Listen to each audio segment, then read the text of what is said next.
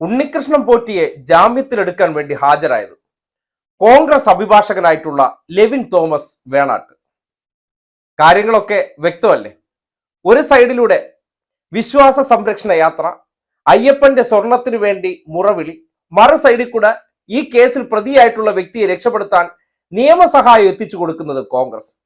എത്ര വിസ്മയമാണ് നമ്മുടെ നാട്ടിലെ കോൺഗ്രസ് എന്ന് പറയാതിരിക്കാൻ നിവർത്തിയില്ല. ഉണ്ണികൃഷ്ണൻ പോറ്റിയെ ഞങ്ങൾക്ക് സംരക്ഷിക്കേണ്ട കാര്യമില്ല, സർക്കാർ ഇറക്കിയ അവതാരമാണെന്നൊക്കെ അതിനെക്കുറിച്ച് വലിയ ഡയലോഗ് തട്ടിവിട്ടതിന് ശേഷം എന്തിനായിരിക്കും അയാൾക്ക് നിയമസഹായം നൽകാൻ കോൺഗ്രസ് ഇറങ്ങി പുറപ്പെട്ടത്? എന്തേ അയ്യപ്പന്റെ സ്വർണം കട്ടുകൊണ്ടുപോയ വ്യക്തിക്ക് നിയമസഹായം എത്തിച്ചു കൊടുക്കാനുള്ള ഉത്തരവാദിത്തം കോൺഗ്രസിനാണോ?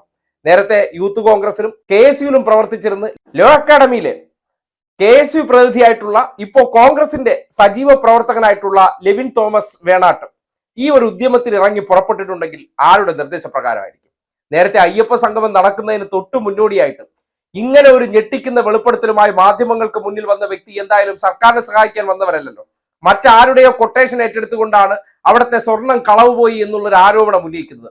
മാധ്യമങ്ങൾ വലിയ തോതിൽ ചർച്ചയാക്കി വിവാദമാക്കിയ വിഷയം, ആ വിഷയത്തിൽ ദേവസ്വം വിജിലൻസ് നടത്തിയ അന്വേഷണത്തിലാണ് വാദി പ്രതിയായി തന്നെ കണ്ടത്. അതായത് ഇരവാദം പറഞ്ഞു വന്നു അയ്യപ്പ സ്നേഹത്തോടുകൂടി പുറത്തു വന്ന വ്യക്തി തന്നെ ആ സ്വർണം അടിച്ചുകൊണ്ട് പോയി എന്ന് പറയുമ്പോൾ സ്വാഭാവികമായിട്ടും അദ്ദേഹത്തെ സ്പോൺസർ ചെയ്ത് അയ്യപ്പ സംഗമത്തിനെതിരെ വിവാദം സൃഷ്ടിക്കാൻ ശ്രമിച്ചവരാണ് ഇയാളുടെ സ്പോൺസർ എന്നുള്ള കാര്യം സാമാന്യ ലോജിക്കുള്ളവർക്ക് മനസ്സിലാകും.